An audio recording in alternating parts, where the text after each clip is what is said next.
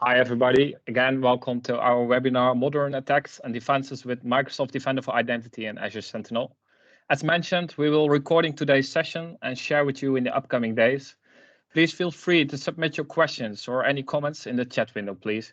We will having a Q&A session at the end of the webinar where we will try to answer all of your questions during 15 minutes at the end. I'll hand it over to Derk van der Woude so he can start with his story. So Derk, please.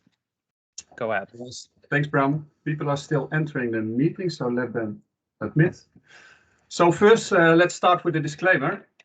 This webinar is not about the in-depth technology of the attacks, but to get visibility in if systems are vulnerable and how easy they can be exploited. The second objective is the detection of Active Directory attacks with Microsoft Defender for Identity.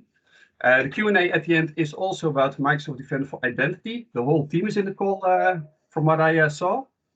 So let's start with the webinar.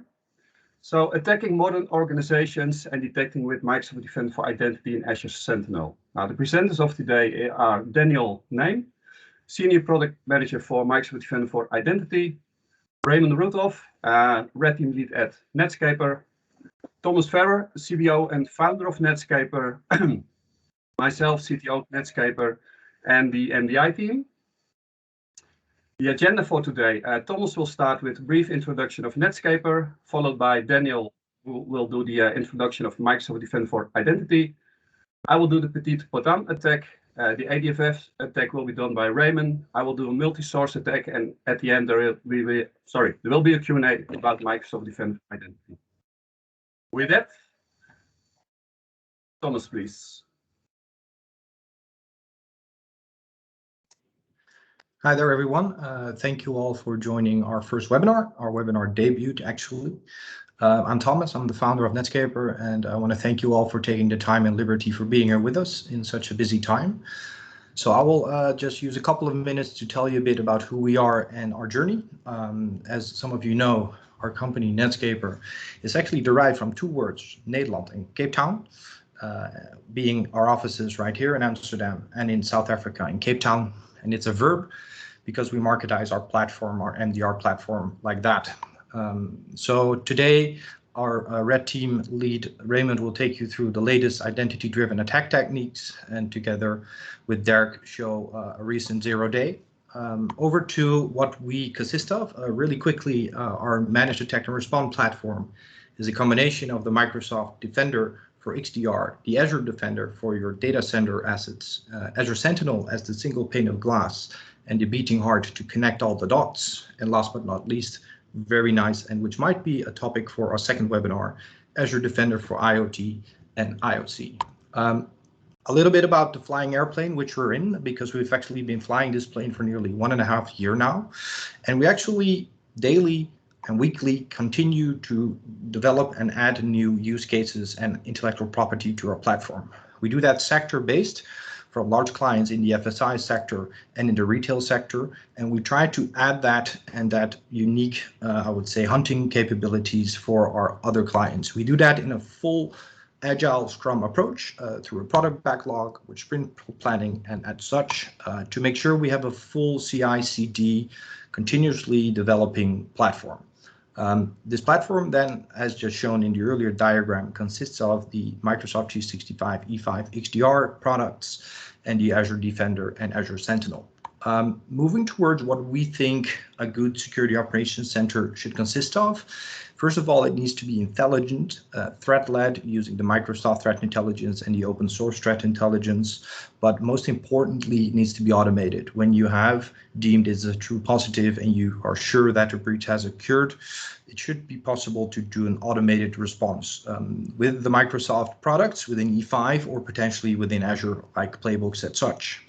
Last but not least, at the bottom right corner, you find integrated and holistic. Now, integrated and holistic is a huge differentiating element in today's attack surface, because signal sharing between products and vendors is not seen besides within Microsoft. So within Microsoft, there's this thing called signal sharing. Now, how would a multi-stage attack be defended by Netscaper? Now, on the left top hand side, you see one of the most common attacks, right? Which is a phishing campaign to get in. And usually 1 or 2 users or even more would click on the malicious attachment. Now, being in a point solution architecture, if that would be Mimecast or anything else, that actual indicator of compromise would not be shared with your EDR, if that would have been Sentinel-1, for instance, or McAfee. Now, because Microsoft, within the Microsoft 365 Defender, can actually connect the dots holistically in an integrated security architecture, you can actually have a beautiful competitive advantage and actually be on time to try and mitigate that threat. A lot of people know that on average, I'm not talking about an advanced persistent threat here, but a common threat on average needs 200 days to actually come to a stage with escalated privileges where he or she can perform a ransomware attack. That's where we live. That's where Netscaper is, and that's where we try and find those suspicious events, connect the dots, put the puzzle pieces together on hopefully day 2 already, or maybe day 120, but actually mitigate the threat before that party can actually perform financial or reputational loss on your organization. Today, we'll be zooming in on Microsoft Defender for Identity, the powerful tool, I think, especially within the internal reconnaissance, lateral movement side of identity-driven attacks. So I guess that's at least, I think, personally, one of the most powerful products within the E5 suite. I would say if there are any questions regarding our MDR or anything else which you might find interesting, particularly to your organization, surely let us know in the Q&A session. And I guess I'll be giving the mic over to, it is Derk, I believe, right? No, Daniel first. There we go. Daniel, up to you. Thank you. Pleasure to be here, everyone. It's a good opportunity to discuss security, as we're all eager to learn and listen about. My name is Daniel Naim, and I'm the product manager, senior product manager for Microsoft Defender for Identity.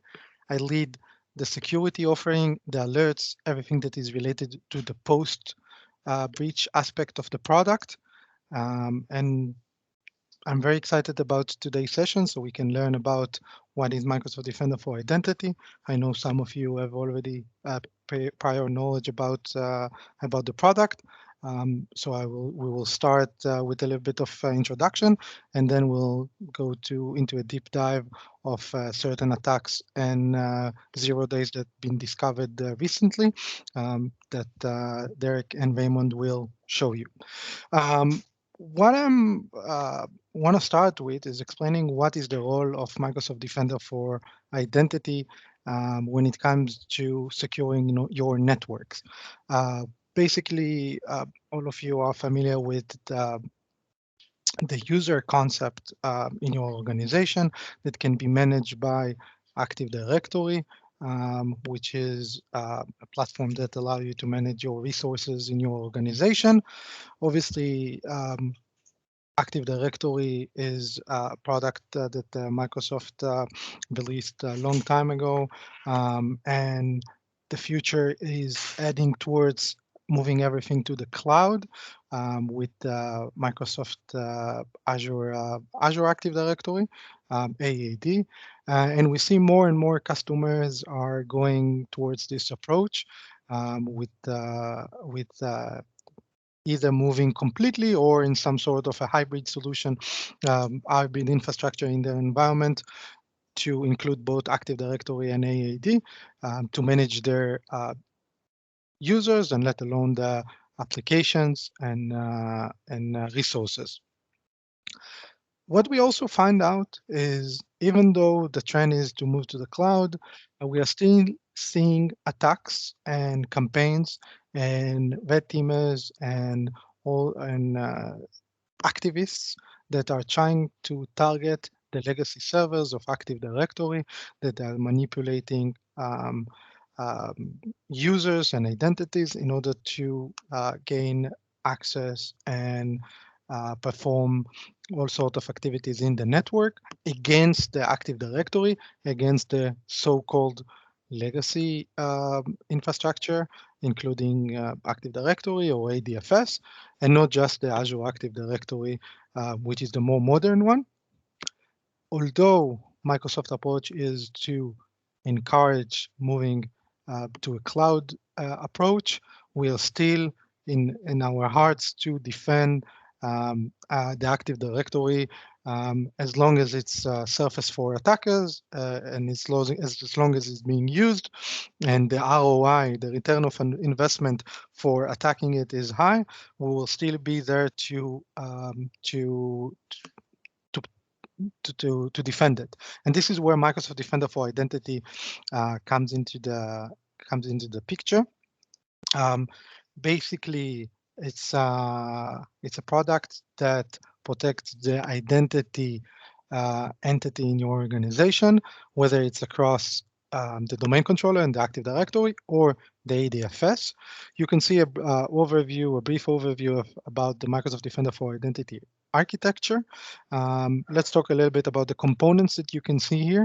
So the first and foremost is the Microsoft Defender for Identity sensor. This is a standalone program that you can install on your domain controller. This is the only on-premise installation that you will have. Once you install that, you will configure it to the Microsoft Defender for Identity cloud infrastructure, where you can consume all of the activities in the Microsoft Defender for Identity portal. The sensor, what is mostly leveraging from the Active Directory or from the ADFS, is the ability to consume events, whether it's event IDs or Windows ETW events that we are registering to, but also the ability to capture network traffic that are relevant, that are interesting for us. And also we are doing some profiling about the entities that are part of the Active Directory and that are out there. So all those three are feeding the Microsoft Defender for Identity portal through activities, alerts, metadata, and identity profiles that we are providing. All of that is available in the Microsoft 365 Defender portal. Also, I don't want to talk a lot about it, but it's available in the MCAS portal, in the Microsoft Defender for Identity portal as well. But we are Microsoft approach decided last year. We announced in Ignite the Microsoft 365 Defender, which is the XDR that Microsoft is providing, that combines activities, alerts, advanced hunting incidents from Microsoft Defender for Identity, Microsoft Defender for Endpoint, MCAS, which is the cloud application, and Microsoft 365 for Office. Microsoft Defender for Office, which is the email and Office 365, like Teams, and security for SharePoints and more.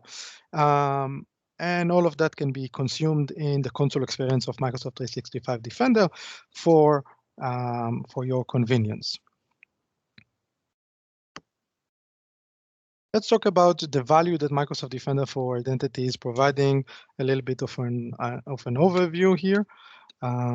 So first and foremost, this is not just a detection platform. This is also allows you to do proactive mitigation of threats before they are even happening, whether it's by misconfigurations or entities with high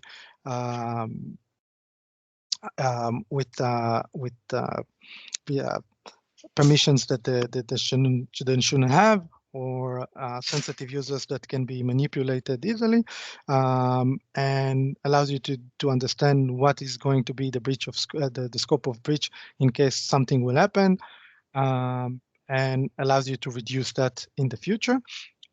Microsoft Defender for Identity also allows you to obviously do a real-time detections, and this is going to be mostly the focus of today. You can see with Microsoft Defender for Identity, you can be sure that we respond to latest threat where it comes to compromising of identities or Active Directory.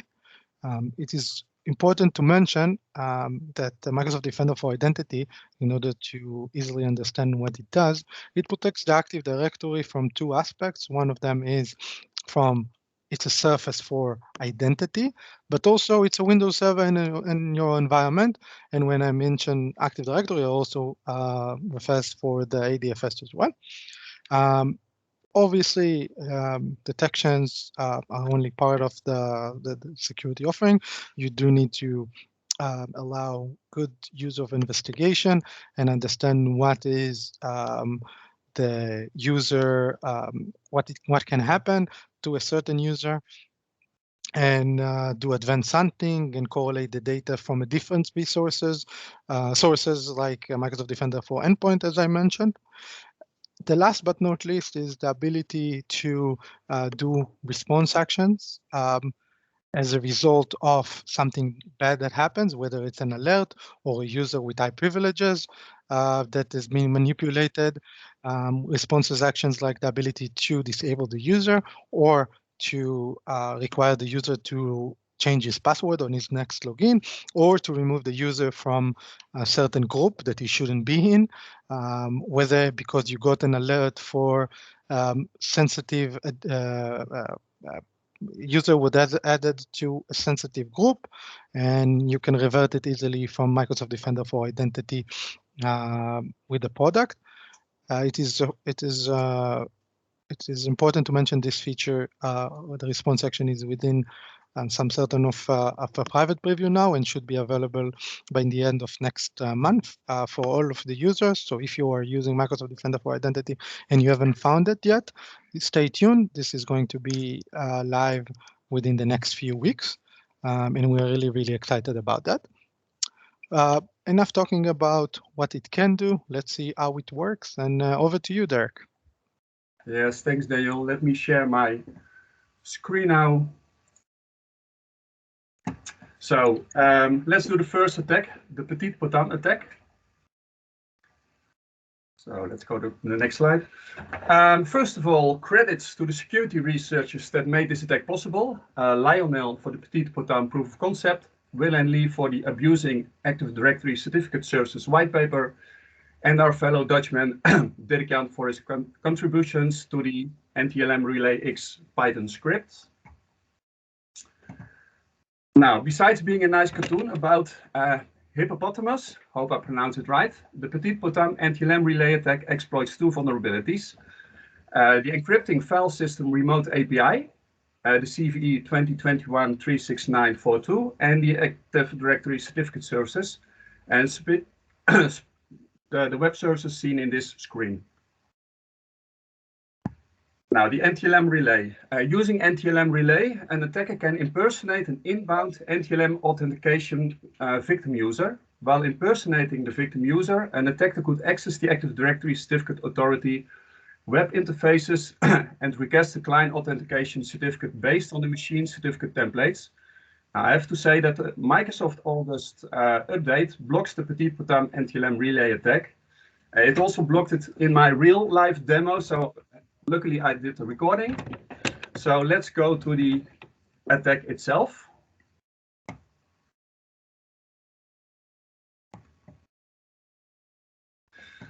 So here you can see the Active Directory Certificate Services with the web services enabled. If these are enabled, you could be vulnerable for the attack.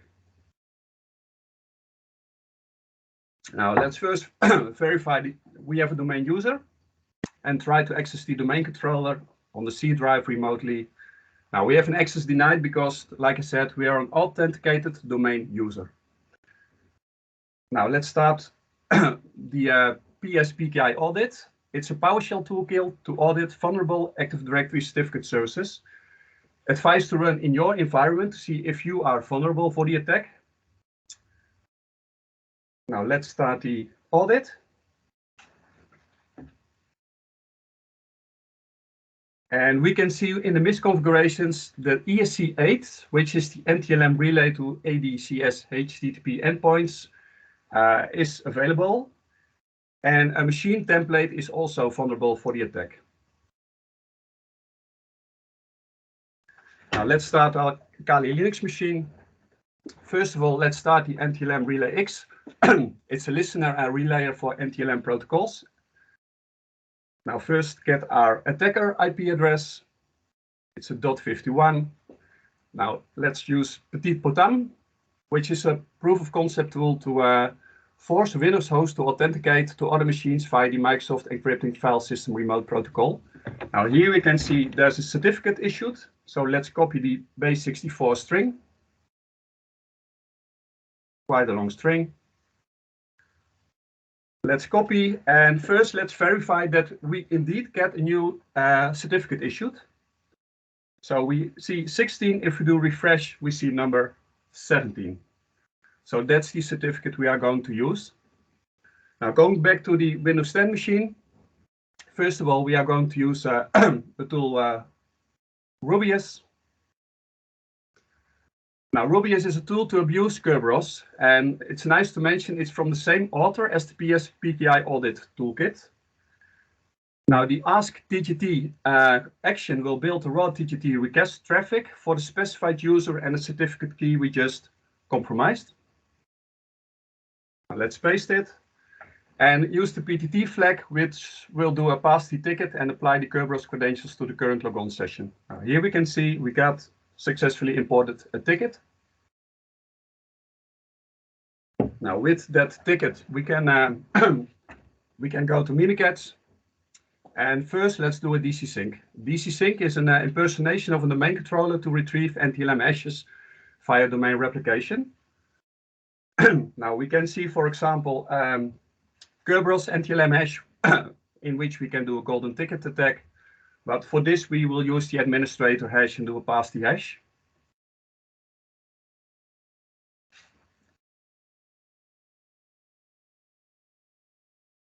Now, first, let's start the debug privilege to get debug rights. And second, let's do a pass the hash attack. And what it will do, it will start a command prompt in the context of the administrator account. So let's see if we have permissions to access the domain controller now. And yes, we do. We are domain admin within 5 minutes of compromising the AD certificate services. Now let's do an who am I. And as you can see, we have a lot of privileges. Now, the nice thing is Microsoft Defender for Identity will detect the attack within minutes. Now, if you click on the attack, you will get to see more details of the attack. And with that, you can see that Microsoft Defender version 2.158 and above will trigger an alert if the attack is performed. And with that, I will hand it over to Raymond for his attack. Yes, thank you, Derk.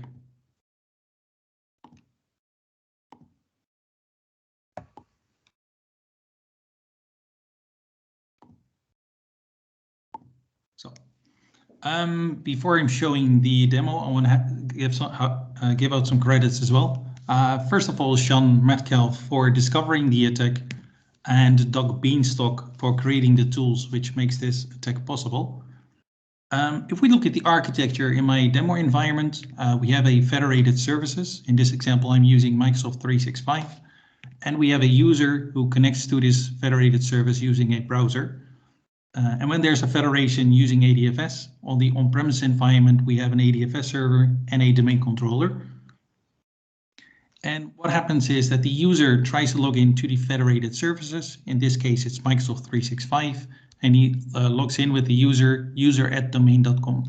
If there's a federation taking place for domain.com, the user will receive a redirection to the ADFS server to authenticate itself. So the user then goes to the ADFS server using the redirect. It authenticates itself, and the ADFS server will check validates the credentials to the domain controller.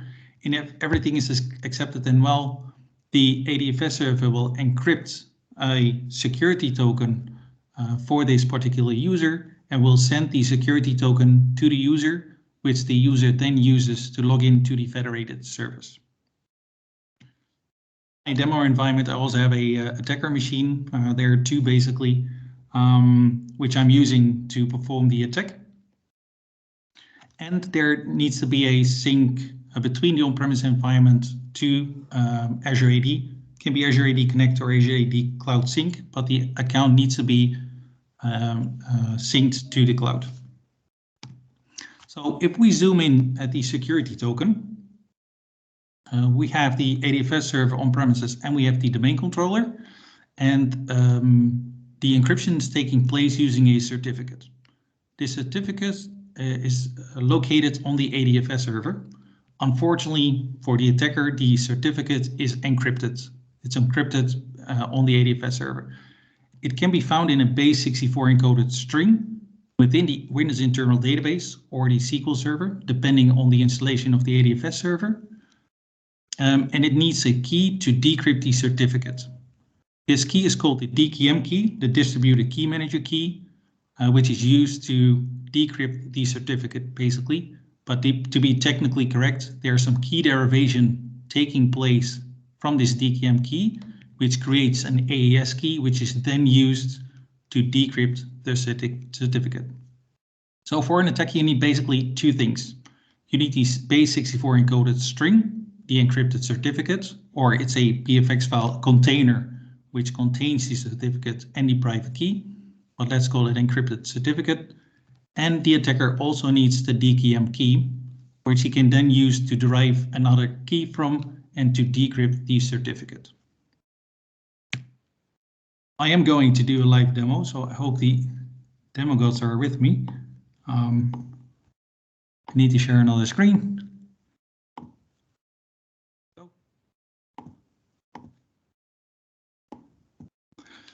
So here on the top you can see on what server I'm on. Here I'm on the ADFS server and I'm running my own tool, which is ADFS-info, which can be found on my GitHub. And what it does is basically getting the base64 encrypted certificate, and it's getting the DKM key. For the attack to perform correctly, you also need two properties to impersonate a user. Here's my user account. It's the user principal name. And you also need the object width of the user you want to impersonate. So if we take this encrypted base64 encrypted string and we're copying this into a text file,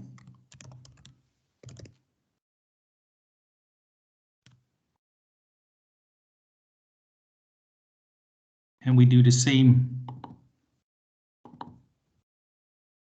for the DKM key.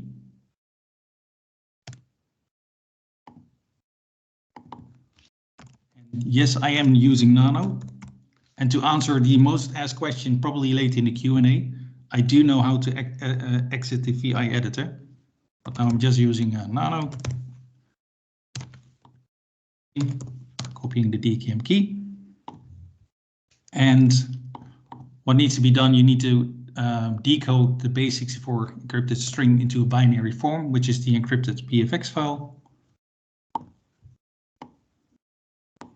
And you need to do the same basically for the DKM key, just in a binary form. Once you've done this, the attacker can run the ADFS spoof Python script, which is created by Derk, to create a forged security token.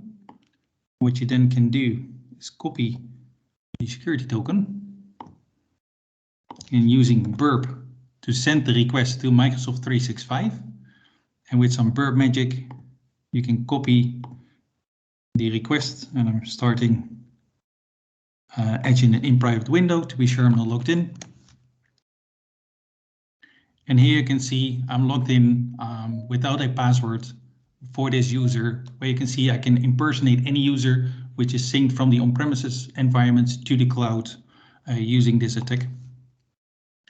And multi-factor authentication is not going to stop this attack because you can pretend as an ADFS server, so you can do this as well. So MFA doesn't stop you. So if I'm switching back to the presentation,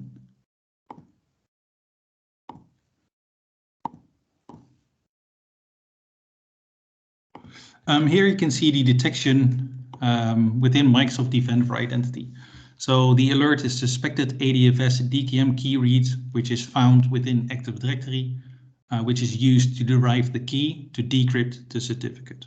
So here you can see the alert within Microsoft Defender for Identity. And here you can also see that this attack is also used in the Solarigate campaign. later on, you can see it's still being used by active malware. If the server is in Azure, you can, within Security Center, you can see some more information, like the file name that's being used, where the file was located, which machine the attack was performed on, which username, etc. And if there's an integration with Microsoft Defender for Endpoint, you can see there's a lot of things you can perform, like download the file for further analysis, etc. So the integration within Microsoft Defender for Identity and Microsoft Defender for Endpoint gives you more options. This is an article from Microsoft, from the Microsoft Threat Intelligence Center from 2 days ago, 27th of September. Microsoft called it a foggy web malware, but it's basically a group, Nobilium, which is created malware which uses this attack. And here you can see the blog post on the bottom, but here you can see the compromised ADFS server decrypted token signing certificate, which we just did, and the token decryption certificate. That's basically the attack we just performed. So looking at the mitigations, first of all, limit the access to the ADFS server. So it can be domain admins, limit the domain admins as much as possible, but also the local admins on the ADFS server. Compromising the ADFS server is also compromising the user accounts, which is synced from the on-premise environment to the cloud. Obviously, monitor Active Directory using Microsoft Defender for Identity to even see that something is this attack is happening. The ADFS servers should be treated as a tier 0 server, so it should be hardened and limited access to the ADFS server, etc. So the same as the domain controllers if you're using a tiering system. Use a managed service account for the ADFS server. This attack can be performed as a domain admin account, but also the service account of the ADFS server. So if you don't use a managed service account and the account is susceptible for a Kerberos hosting attack, an attacker can get the service account for the ADFS server and perform this attack. If you're using a managed service account, the password is being generated and managed by Microsoft, which is non-susceptible for the Kerberos hosting attack. So if you're using ADFS, use a managed service account. If possible, use Azure AD as your identity provider. You can use all the detection, etc. in the cloud, and you don't have to maintain the service on premises. And once you're compromised, the alert will be shown in Microsoft Defender for Identity. You can create a new ADFS certificate, but don't forget to disconnect the current sessions, because the attacker still has a session to the cloud. So you also need to disconnect the current sessions as well. And then I'm handing it over to Derk. Thanks, Ray. Now let's do the last attack. This is a multi-source attack. And what we are going to do is we have in our environment a computer with Microsoft Defender for Endpoint deployed. We have an Active Directory with Microsoft Defender for Identity deployed. And we are going to connect to a command control on the internet, and we are going to enumerate the Active Directory in the attack. So first, let's start with the attack. And let's go to the screen. So I prepared the script. When I press enter, the attack will run. So a shellcode was injected in the notepad process, and as you can see, it also enumerates our Active Directory domain controllers. So with that, let's go back to the presentation. And first of all, Microsoft 365 Defender, which is an XDR solution, which basically integrates all the separate Microsoft for Defender solutions, including Azure AD Identity Protection and Microsoft Cloud App Security. For this, it's the XDR incident feature, which does the correlation, multi-source, and correlates them into one single incident for ease of triage, use patient 0. So let's look at the dashboard.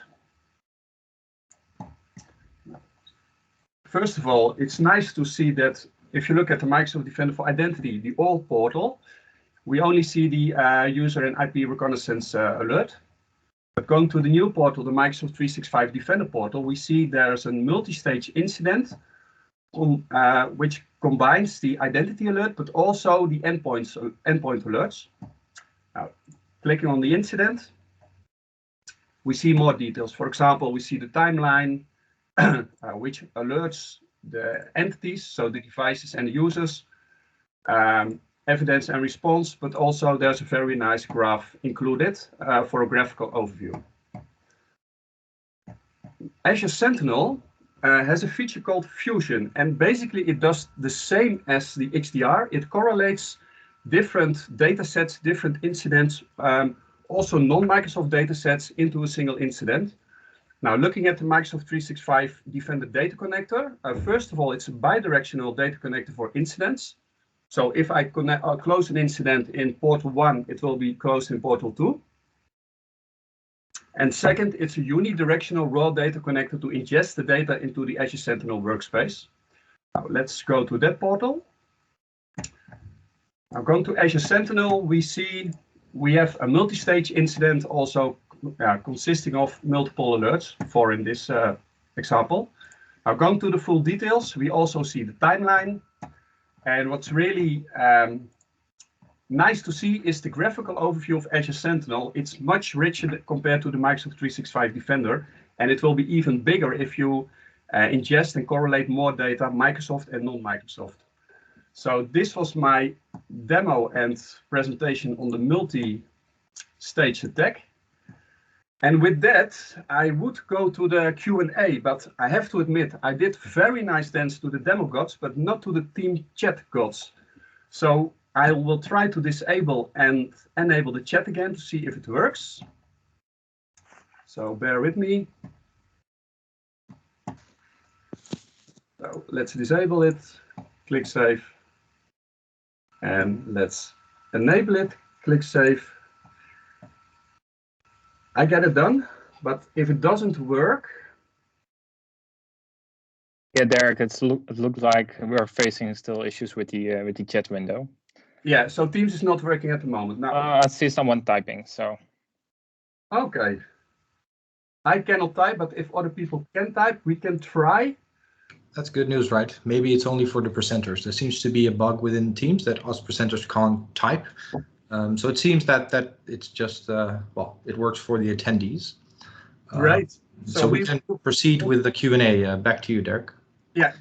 Yeah, I'm back to Bram, who's the moderator. So let's see if there are any questions and see how we can answer them. Yeah, this part we will definitely improve next time. So for now. Okay, the first question, those who use Azure AD domain services, can they still install sensors or an AWS managed AD? I guess the best would be for one of the gentlemen from the product team in Israel, maybe Daniel or one of his colleagues to answer that question. Yes, Microsoft Defender for Identity is a solution that is focused entirely around the Active Directory. There are, sorry, or I would like to answer as well. So just unmute yourself, or is waving at me, is in the office as well. Everyone, I hope that you can hear me. Nice to meet you all. Short answer is we don't have that option yet, or with AWS Managed AD. Because those domain controller does not have the options to install anything. They are managed by the dedicated team, essentially as a platform as a service solution. But we are in contact with them on getting MDI sensor automatically onboarded with them. But I don't have any dates to share just of yet.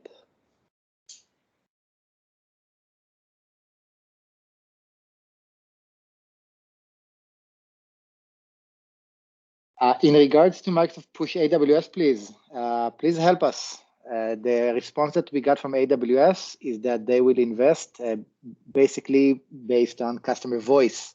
So everyone who uses AWS Managed AD, please ping AWS saying we want MDI. That way, that will help us get that onboarded. Yeah, Thank please you. vote on user voice. And thanks for the question. Are there any other questions while we are in the chat? Don't be shy. I see some old and new friends.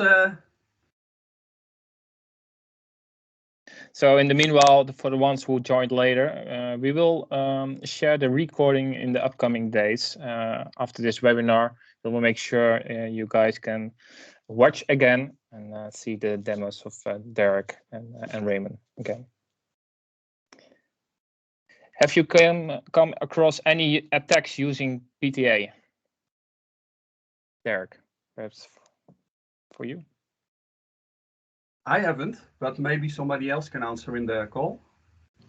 At least from the Netscaper side, luckily we haven't seen any breaches yet exploiting pass-through authentication. I guess you're referring to pass-through authentication, right, with PTA? Not sure if there is any anonymized high-level answer Microsoft can give. Yeah, I want to answer on that as well, because I just showed an attack using the ADFS server. There are many attacks possible from the on-premises environment to hop to the cloud. So yes, with pass-through authentication, when you like talking Kerberos, yeah, exactly, with the Azure AD SSO account, you can perform an attack to the cloud from the on-premises environment. So there are many ways using an attack to go from the on-premise environment to the cloud. I just showed one, but PTA is another one, definitely, yes.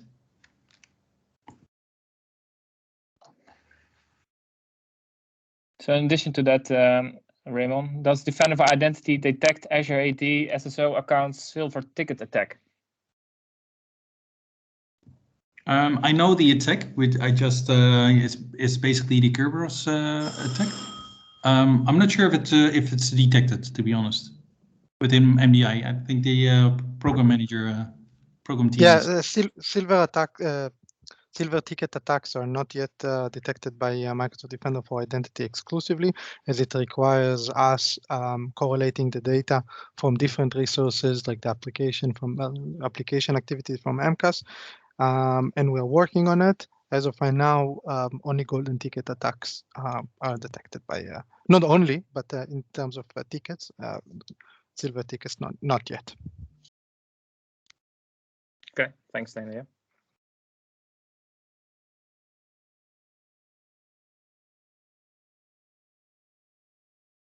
Okay, our next question, why does MFA not help? One of the points Microsoft has said in the fork web blog is to have admins and users enable MFA.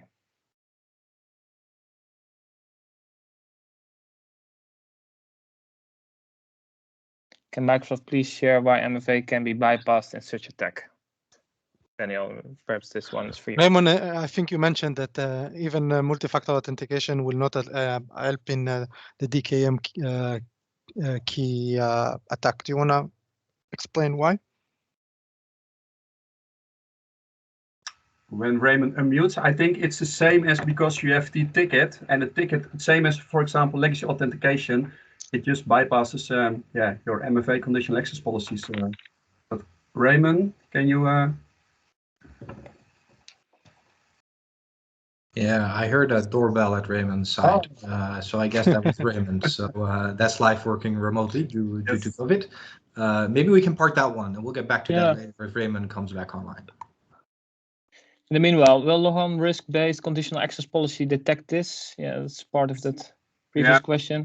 That one, the Microsoft Defender for Identity and the ADFS are Active Directory related, so that's why we have the Microsoft Defender for Identity product.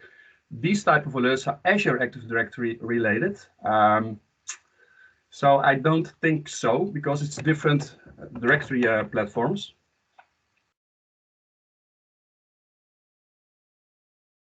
It's where you authenticate to. It's on-premise. ADFS is also authenticated against AD.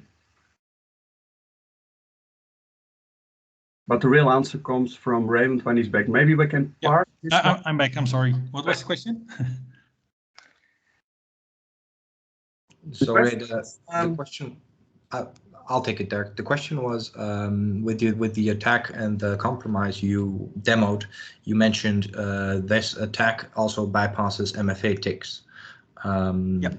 However, the blog announcement from Microsoft mentions it is a mitigating option to enable MFA.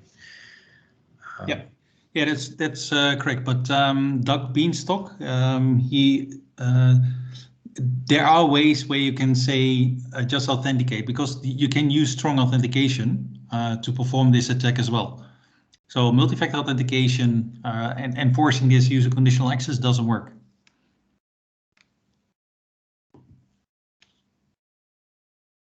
So it's not stopping this attack. And I've read this on Microsoft as well, and I think Doug Beanstalk and Microsoft also mentioned that this attack can only be performed using the ADFS service account, which is not true either, because if you install the ADFS server and the key will be created within Active Directory, it can also be performed the attack using a domain admin, because the domain admins also have permissions to read the DKIM key. So this attack can be performed using the service accounts and all the domain admins.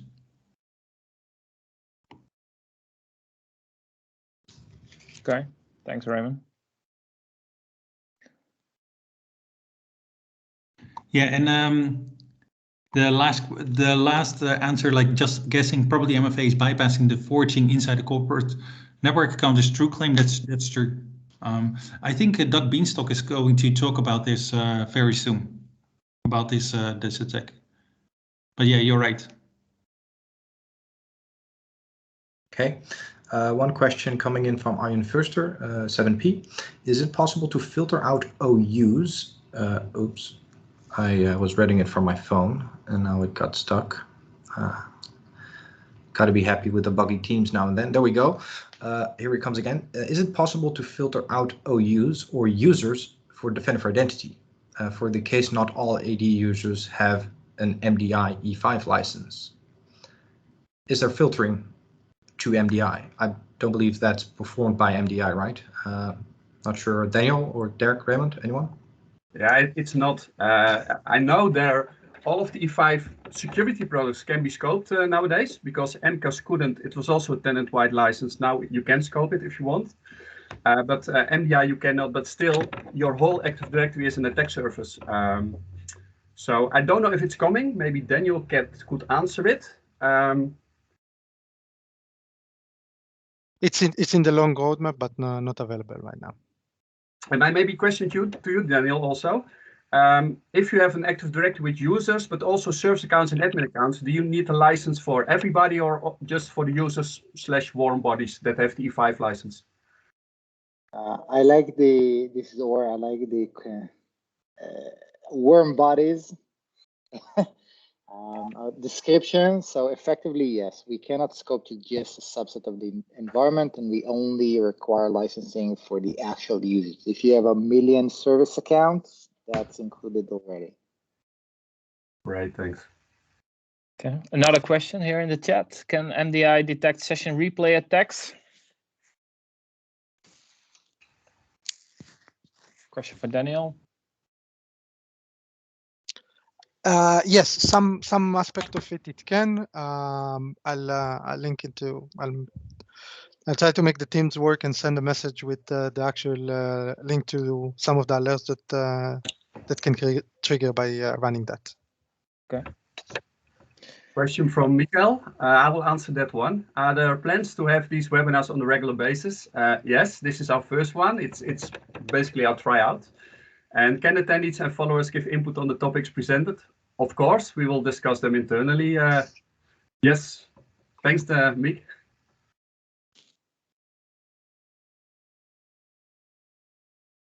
So I will suggest to wrap up. If people still have questions, please reach us out through LinkedIn.